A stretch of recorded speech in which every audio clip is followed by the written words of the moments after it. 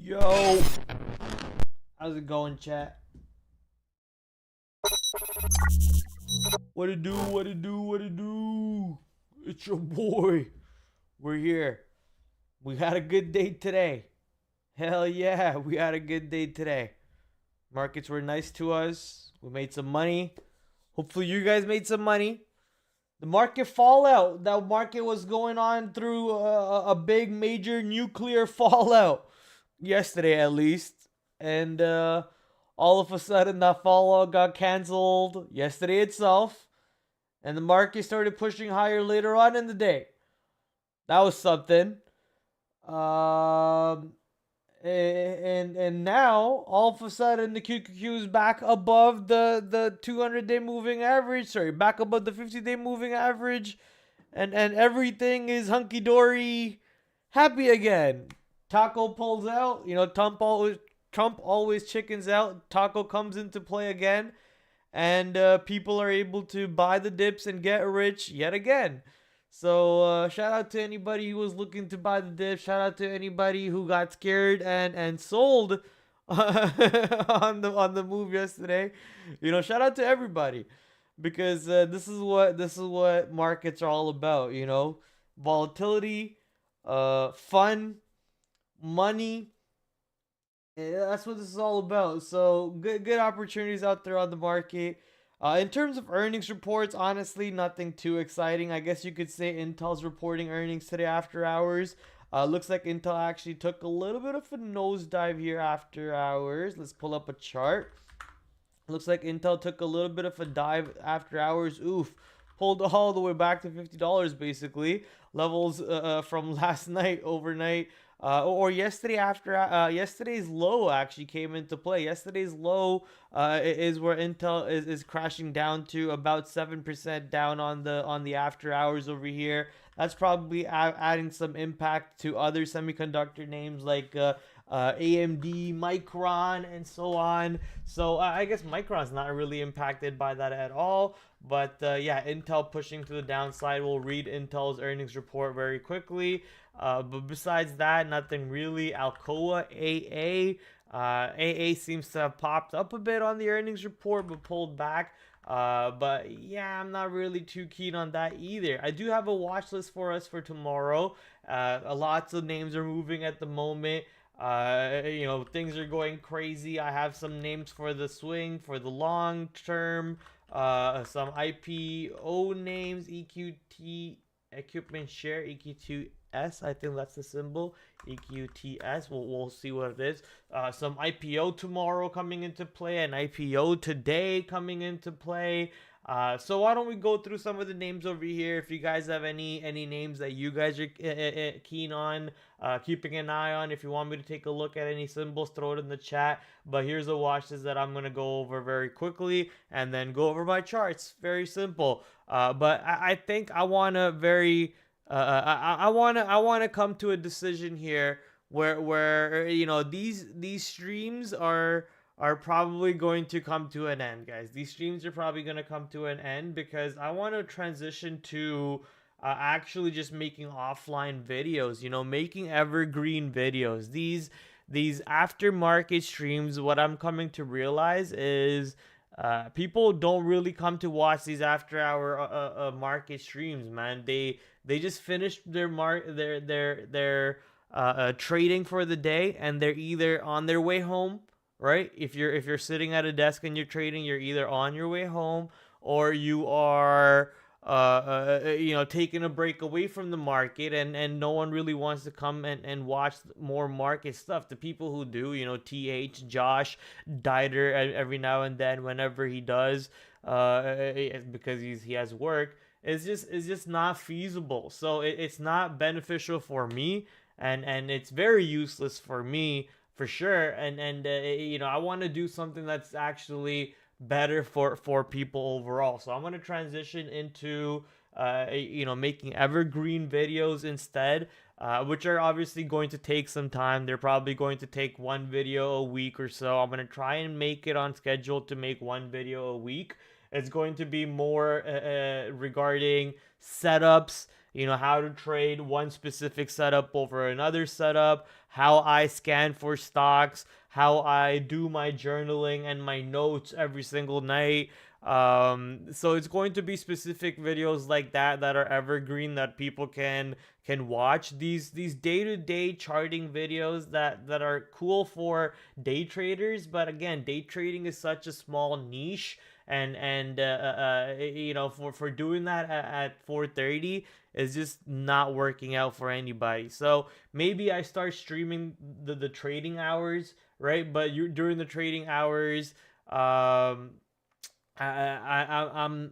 actually like very focused in trading itself, so it's not really possible to stream during trading hours. But I think making YouTube videos offline, where people can tune in and watch, and it'll just be a better experience for everybody. Honestly, it'll be better for me. I'll have more time for myself. It'll be better for you. You'll have more time for yourself, whoever comes in to watch, and the videos will be a lot more educational. They'll be a little scripted, a lot more educational, and it won't be like you know, these charting videos every single day, which kind of gets repetitive. You know, if you've seen me for a year straight, you know already the setups that I trade, the type of strategies that I trade, and you can kind of guess and predict exactly what we're going to talk about. And then after a point, it gets boring for you guys to even tune in and watch that. So maybe I do weekly ahead what's to watch streams, or weekly ahead what's to watch videos, and then along with that, every week I post a video of like a setup or a strategy that I like to trade, or how to scan for it, what do I look for in the market, and so on. So that would be something I want to transition into. Less streaming, more offline videos basically, and my streaming will still continue with the Stock Trader Network. So if you guys are interested to watch me streaming, I do stream Tuesdays and Thursdays with Stock Trader Network at 1 p.m. So I'm gonna continue. I'm gonna be continue to do that. But I think somewhere down the road, probably by, I honestly want to stop doing this by tomorrow. So this hopefully will be the last day of the streaming.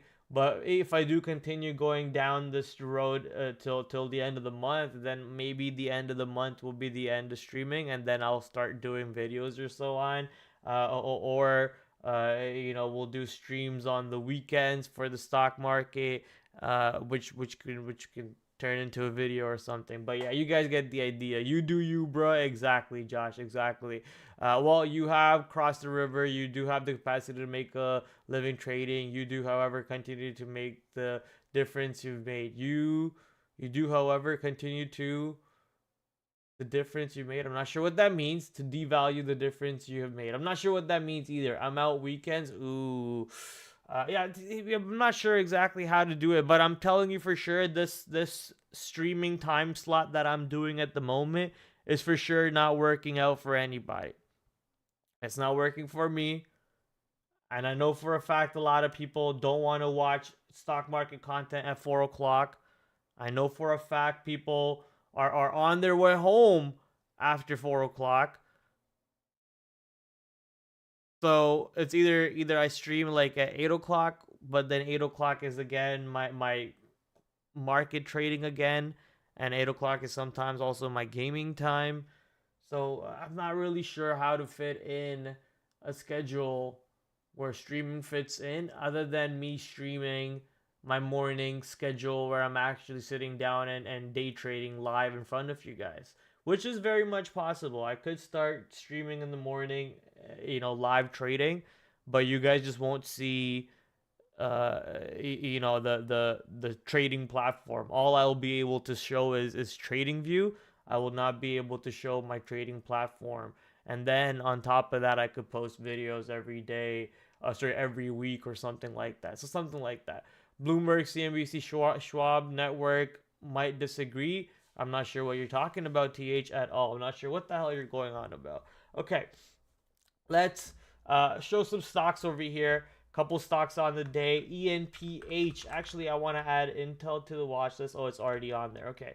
ENPH. The stock has not seen time above the 200-day moving average for a very, very, very, very, very long time. So October 2024 was the last time it was above, or even September 2024 was the last time it was above the 200-day moving average. And just now, we're getting above the 200-day moving average, around $40 over here on ENPH. So things might get a little spicy on this name. Keeping an eye on this bad boy for the swing account, for the day trade. Also, if we start showing buying above today's high, which is around $41 or so, I'm going to keep an eye out for a breakout above 41 tomorrow. Nice little spike on volume too. You can see how this volume candle actually is as big as the one that we saw in December 2025. So for a very long time, volume died down sideways, slowly trickle up action, and now we're getting volume coming back into play over here. So ENPH, I'm excited to see how this one plays out.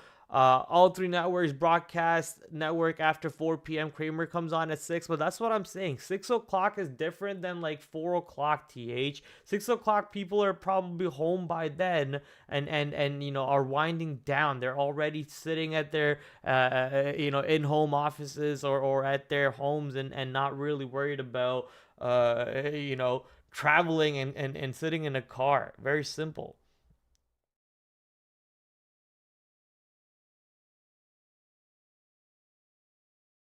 Okay. My friend posted his charts for the date, just January 12 to 6. Oh, nice trades from him. Very good trades from him.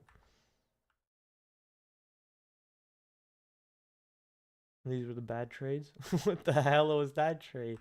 Oh my god. Oh, the bads were really bad. The goods were good though. Uh, Okay.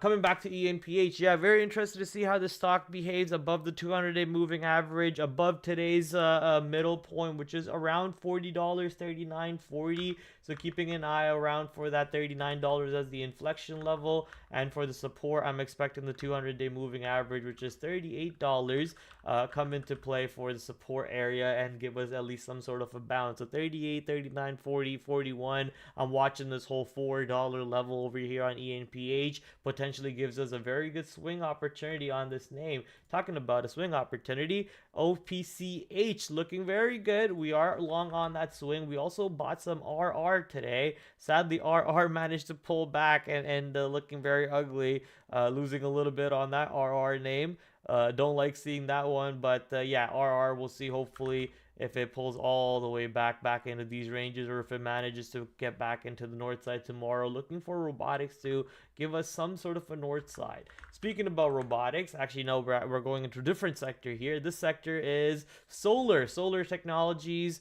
Ascent Solar Technologies, ASTI, got a spike in the middle of the day. I'm guessing because of something that Elon was talking about, if I remember correctly, at least, or maybe they had their own catalyst. Anyways, ASTI popping up, ripped to the north side later on the day, continued the trajectory, so that was pretty good to see. And if you actually zoom out, you can see, ooh, what the heck, that looks ugly. I guess lots of splits or something. Trying to see the 1 week chart, but this looks horrible. There we go. Here's the 1 week chart. And if you look at this chart here, somewhere above $7.50, I guess I could just go to the daily chart. I don't have to go to the 1 week chart. Somewhere above $7.40, if we do manage to get above it, I think this could really start exploding. And you can see previously they tried to squeeze it to the north side, burn the shorts maybe. They weren't successful, but now they tried it again. So if they do it the third time, I think we're going to see some you know, monster moves coming into play. I want to go check what the short float is for ASTI, if there is one. ASTI, what is the short float? 19%, not bad. You know, obviously 20, 30, 40, those are always the better numbers, but 19% is still not a bad number at all. So 1740, I think, was the number that we were looking at. 1740, keep an eye out for that area when it comes to play. CRML. On the daily chart, this $19 area looks very good. So pretty happy that it pulled back today. Potentially a pullback and a little bit more sideways. And then whenever a more rare earth and you know, interesting news like that comes into play, maybe Caramel can have another blast off to the north side. And for that, I want to position myself with swing trade for sure, but also for the day trade, because we've seen how these rare earth stocks move when a catalyst is there. UAMY, UUUU, MP, and so on. So I want to keep an eye out for these names for sure. At the moment, CRML has most of my attention because that is a pretty good flag. And if we start getting above that $19, show strength above 19, that's going to be the key inflection level for me. Show strength above 19. At that point, I can start looking for a long on the day trade and also on the swing trade. CRML, those are the stocks in the same sector, but most of CRML is the one that caught my attention. The next stock, Moderna. Moderna is having an absolute blast off at the moment, ladies and gentlemen. Not sure what the heck is going on with this name, but absolute blast off to the north side every single day. So continue watching this name. I think eventually it's going to come into that territory where it's too far gone too quick. And it actually is in that territory already. You know, it's 7, what is it? Oops. It's 7 ATRs in 5 days to the upside. So it's going a little monster to the upside. I think today the fact that we closed on the lows below VWAP is clearly a change in characteristics, because for the last few days we've been absolutely ripping to the north side. So if tomorrow by any chance the stock actually gets below $50, that could open up the day one short. 50 also happens to be today's low. So if Moderna gets below $50 tomorrow, that could be very similar to what it looked like on SNDK 500 today. So let me just show you SNDK 500. Here's SNDK. It pushes into $500 today, or sorry, yesterday, but then not able to hold $500 at all off the open. Let me pull up the 10-second chart for you guys to show you how it looked. Here's the 10-second chart. You see right off the open, flushes through 500 and just simply not able to get back above 500, giving you a nice, beautiful short opportunity on that name. And I think MRNA could set up very simply. You'll see the stock get below 50. You can look at it on the 10-second chart for the opening drive. See that the stock is not able to get above 50. Get short, risk that little pop high, and then hopefully you get a nice little flush into 48, 47 or so, which is a good $3 move for maybe risking 50 cents at worst. So looking for that type of opportunity over there on mRNA tomorrow. 50 will be the inflection, but if 50 ends up holding, then there might be more continuation on that name. Talking about continuation on names, I mean, very surprising to see SNDK actually close above 500 today. Did it close above 500? Insane. SNDK closed above 500, so very surprising to see that. This stock is not done yet. Just simply not done yet. Keep it watching every day. MU looks like it has a date with 400. We thought 400 was coming into play today, but just simply did not touch 400 at any point of the day today. Very, very sad. I think at one point it had that momentum in it if the market kept going, but my long was at 386. I got to move all the way up to 390. If you traded it properly, you would have been able to ride it to 395, which was the original target. So that setup gave you a good long. I will make a video about that setup somewhere down the road. But Micron, wowee, nice not long over there for us to capitalize on. RDW. This one I noticed that on my watch list that a defense named Redwire Corporation has been doing fairly back and forth. Looks a lot like CRML, and much like CRML, if this starts to get above this $12.50 area, I think this one could have some explosive action for the swing trade and for the day trade. So keep an eye out for that one also. Much like CRML, it looks exactly similar, but the only difference is this one's around the 200-day moving average, whereas CRML is, I think, pretty much above the 200-day moving average, right? So you guys get the idea there. Baba got a nice gap up today. I managed to get a scalp along on Baba. I'll talk about my trades right after. I managed to scalp a nice little long on Baba today. Gapped up, so pretty important to see how the stock reacts to today's low, today's VWAP tomorrow. If we're not able to stay above today's VWAP, I'm going to be a little bit of a question mark on it, but there are chances that we pull back into today's low, bounce off of today's low, and then push back into today's VWAP. So keeping an eye on Baba, keeping an eye on the Chinese sector. Might be a name to even keep an eye out for the overnight market, because that's when China markets actually open and trading. GRAL, new all-time high push on this name, blasting off at the moment. Very light volume for a $100 name. That's why it's not the most exciting. But trying to blast off into new all-time highs. GRAL, recent IPO. Make sure you're keeping an eye on this name. This stock was $14 not too long ago, ladies and gentlemen, and now it's at $100. Moving around at the moment. NUAI, a stock that I was trying to go long yesterday. I forgot about it completely, and now it's a 30% above where I was looking at. pretty pissed off at myself. But yeah, new all-time high and new AI, potentially more continuation, or even a worthy candidate for a first red day short if it keeps going parabolic to the upside. Can't forget RGTI, IonQ, and these bad boys. Whenever these stocks set up for an eventual breakout of these highs, I think these names will be something to keep an eye out for. Make sure you don't miss out on those ones. IonQ is also in that same basket. Uh, Intel reported earnings today. Let's go quickly read what the Intel report is and see if the move is justified or not. Okay, there we go. Intel reported 13.67 versus 13.37. Fourth quarter adjusted earnings 15 cents versus, I don't see the estimate sadly, but they did, however, beat the estimates. Oh, of 8 cents. Gotcha. They beat the estimate of 8 cents. Okay. Client computer group down 7%. Data center AI up 9%. Intel Foundry up 4%. Total Intel products down 1%. All other down 48% year over year. I guess I can see why the investors didn't like the report.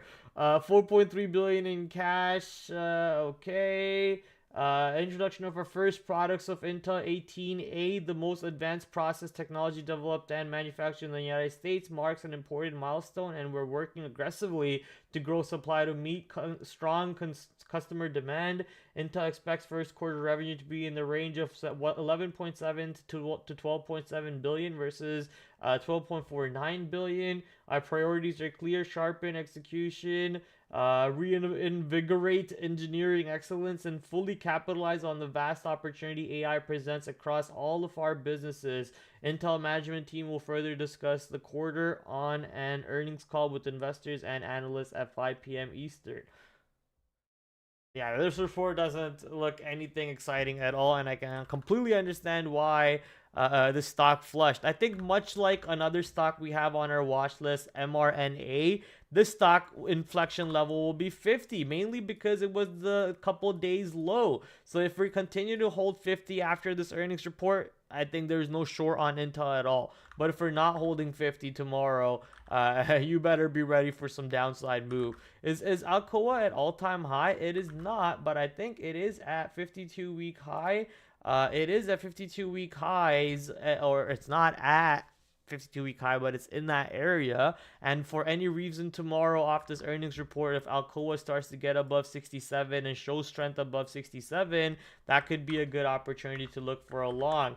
AMD fairly strong for the last few days. Continue to look for that strength. I don't see a reason why the market would show any bearish indications going into this amazing bottoming action that Trump has given the market. I think Micron's going to continue going, the fact that it closed at highs. WDC, which reports, I think, next week, or Seagate reports next week, and WDC. I'm going to ignore these two at the moment because SNDK is the ringleader, so keeping an eye on SNDK. RCAT. It looks like all-time high on RCAT here, so keeping an eye on RCAT for potential continuation above $18. This is a drone name. And I'm not seeing other drone names actually have the similar traction, but we'll see if RCAT continues to have this traction. Coinbase, if Bitcoin continues to stay weak, Coinbase below 223 is pretty important for me. I don't want to miss out on that opportunity at all, so let me mark this 223 on Coinbase. MSTR potentially giving you a similar trade idea.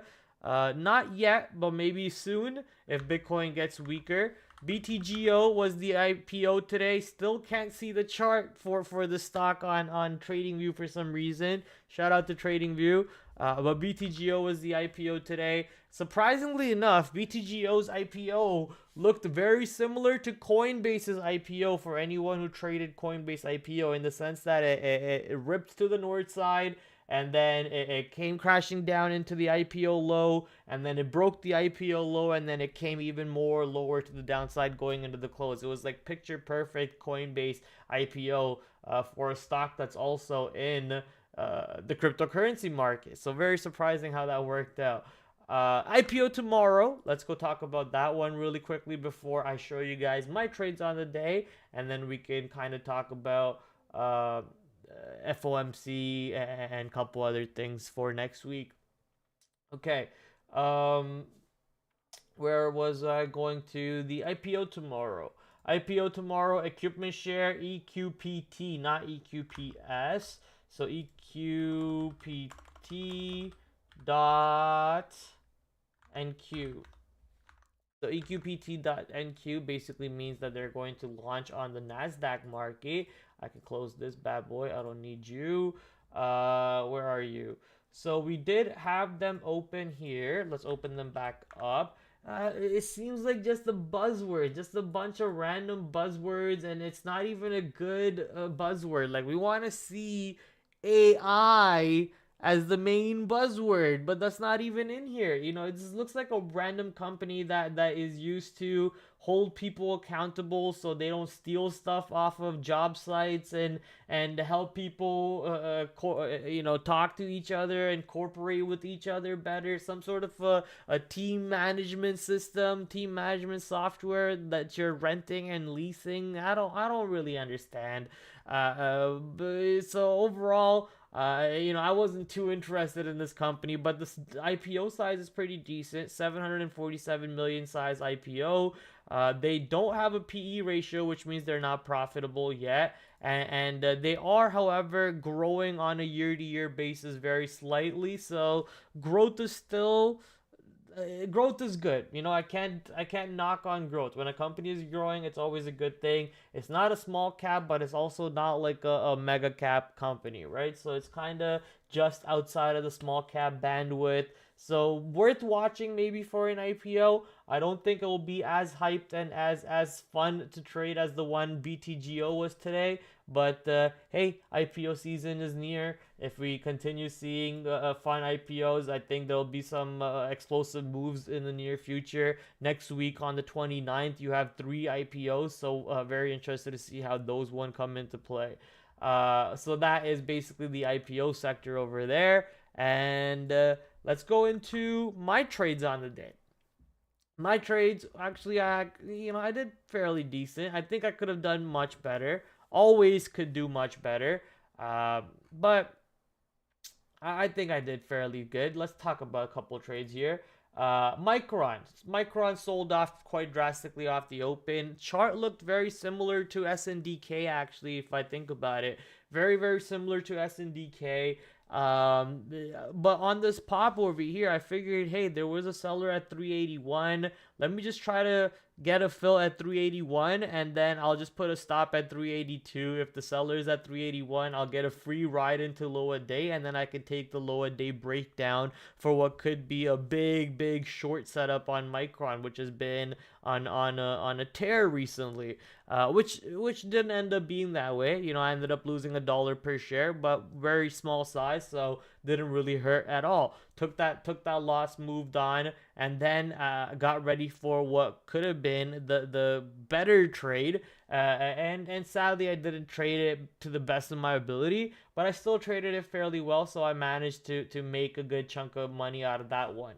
Which is the fashionably late scalp. This is when the 9 EMA is going back through VWAP, or going back through VWAP either to the upside or the downside, doesn't matter, but going back through VWAP, and you want to hope that the market is going in the same direction also. So seeing this happen, 386, every time we pushed into 386, Micron was struggling to get above it, but as this point was turning around, market was turning around also. Market was bottoming out and reclaiming VWAP, and at the very same time, Micron was getting back above VWAP, so everything was just looking good. Also gave you a couple dip buy opportunities if you were interested to add more size to the trade, and then eventually give you that target ride was through 395. I only captured up to 392, 391 or so, but still 386 to 391, that's like multiple dollars. I basically made a 1:1 ratio trade, however, or maybe like a 2:1. A proper 3:1 would have been me actually waiting to get to the target. I had multiple reasons to add to the trade. I didn't add to the trade at any point. So there were points that I could have done better. There was also a point over here where there was this almost like a second chance scalp setup where it pulls back, gives you another dip buy for the long. So there were points that I could have looked for, a trade. I just passed up on it, just managed the position that I had, and made a decent chunk of change on that one. One of my best trades off the open today, Baba. I noticed that Baba gapped up, as I said earlier. But Baba there was a couple levels over here of importance in my opinion. All the way starting from 137.80 to 138. 137.80 being the opening range high, which is the opening range 5-minute high. Very simple brain dead strategy, right? And then you have the pre-market high, which was I think 137.86 or something like that, which was only few more cents than the opening range high. So you might as well just wait for the pre-market high where the sellers were previously at. Wait for the pre-market high to show you that the sellers are no longer there, and then take the breakout. And then right above the pre-market high is the 138, which is the even dollar level, where almost always you have size and you have sellers and you have buyers at even dollars because people are lazy and they just want to make things easier for themselves. So right above that is 138. So I was like, okay, Prad, just wait for 138 to break. If the stock gets above 138 and manages to stay above 138, or was it 178? Sorry, 178, whatever the prices are. 178, there's probably no chance it turns back to the downside. So just wait for that 178 coming into place. I sadly didn't listen to myself. I got chopped up a couple times, taking the opening range high, taking the pre-market high, and then eventually when 138 actually broke, you see how the stock never really looked back. It was so clean. It went all the way up to like 181. So that was a pretty good breakout over there on Baba to participate in. Later on, I tried to take a long over here. I took a long here and added. But then I noticed that, hey, it's not really having the momentum that I want. And also, Chinese names at this time of the day really start dying down in momentum and don't have that oomph that you need to the upside. So knowing that, I quickly just threw an order at break even. Thankfully got the pop to break even, and as you can see, no really oomph later on in the day, and then basically just spent the rest of the day giving back a little bit of the move, right? So I made the right decision on Baba over there.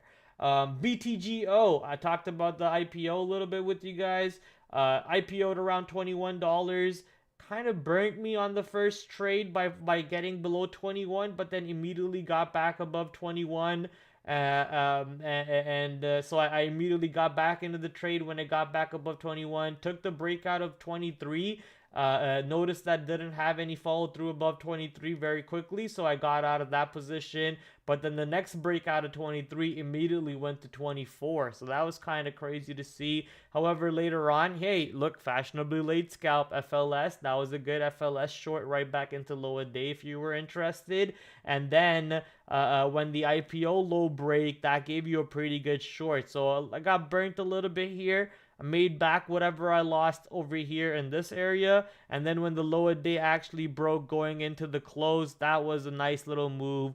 $20 breaking, taking the stock into $18.50 or so, and just taking the ride to the downside off the IPO volatility action. So love trading IPOs. Hopefully tomorrow's IPO gives me a similar action like this to take advantage on the long and on the short, and hopefully TradingView gives me the damn chart and doesn't screw me over on that side. Last but not least, SXTP. This is like a small cap name. Notice that if you drew a trend line, the stock basically broke the trend line at one point and was trading sideways. I think I have the trend line drawn on this chart actually.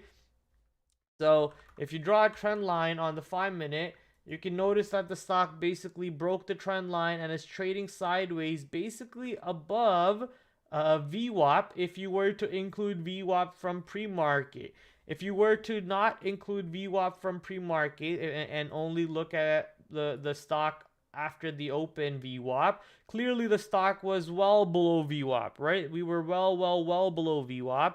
But if you're looking at the stock with VWAP with pre-market, and that's, in my opinion, that's how you should look at least for the small cap stocks, because they do so much volume in pre-market itself. So that volume has a lot of significance, in my opinion. So noticing that, trend line break, you got a VWAP hold. I figured if I look for a long somewhere at $5, my risk was very tight.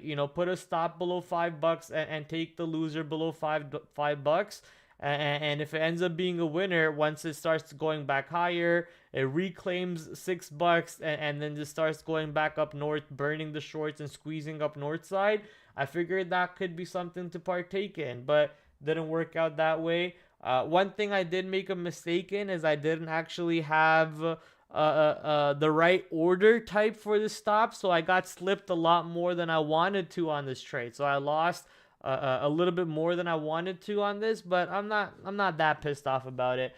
Still a decent day. Made back a good chunk of the loser from yesterday. Had a pretty bad day yesterday. I was very tilted and I just kept trading poorly. I used bad stops. One of my best trade ideas, AVAV.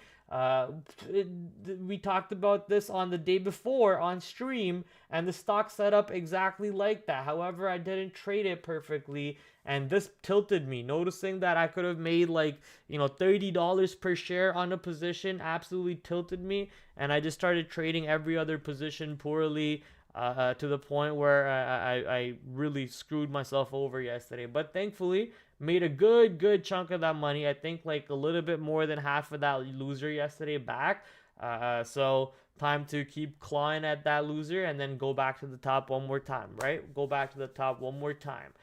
That's my trades on the day today. We will see what type of opportunities come into play tomorrow. I think Friday, maybe a little bit of a free fall Friday possibility, but with the fact that Trump put in the bottom a couple days ago, or was it yesterday? Trump put in the bottom yesterday talking about no tariffs to Greenland based relationships. That basically took the market to the highs again, right? Not really the highs, but took the market back into bullish sentiment. So I'm not sure expecting a free fall Friday would be the right thing to do. Look at Tesla. Tesla had multiple breakouts today and never really looked back. First breakout, second break. No, this was the first breakout. This was the second breakout, and both of them were with volume. Tesla closing at the day's high at 450.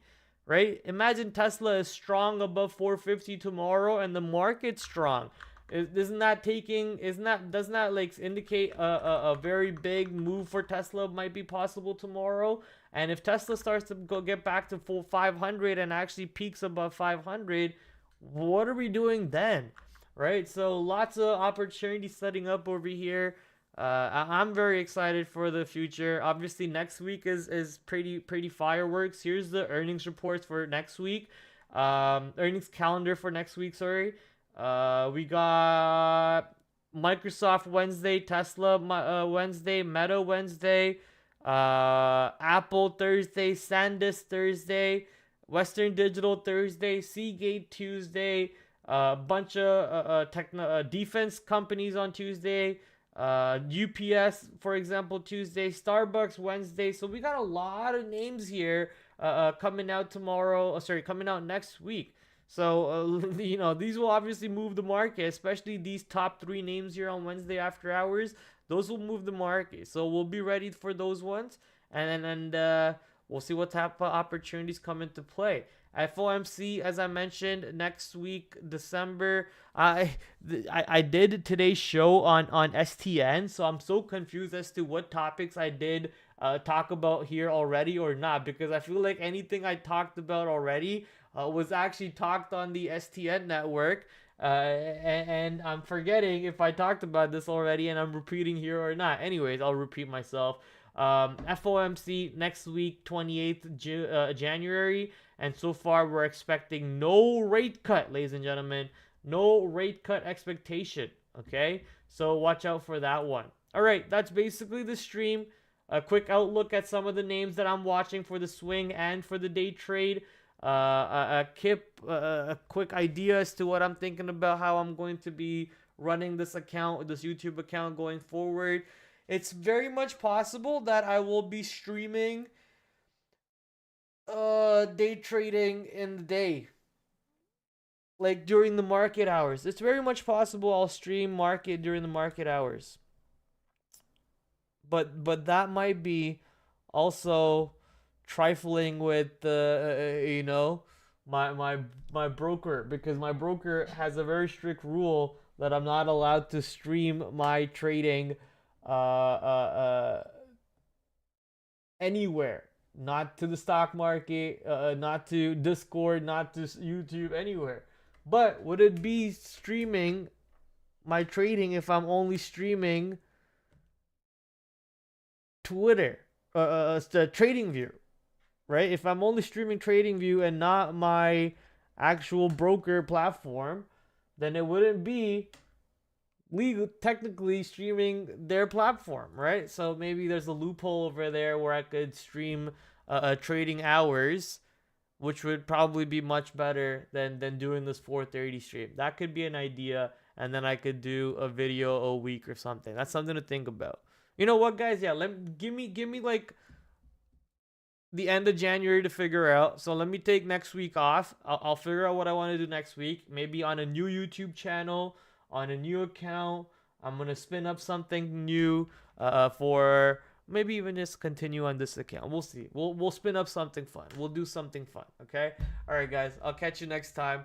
Follow me on Twitter, so you're up to date as to if I'm streaming next week or not. Most likely I'm not. So give me until next week, and then February you'll see me probably streaming either during market hours or no streams going forward. Okay. So I love you guys. Stay tuned. And always follow me on Twitter to see what my streaming schedules might be or might not be. Okay? I'll catch you guys until next time. Peace.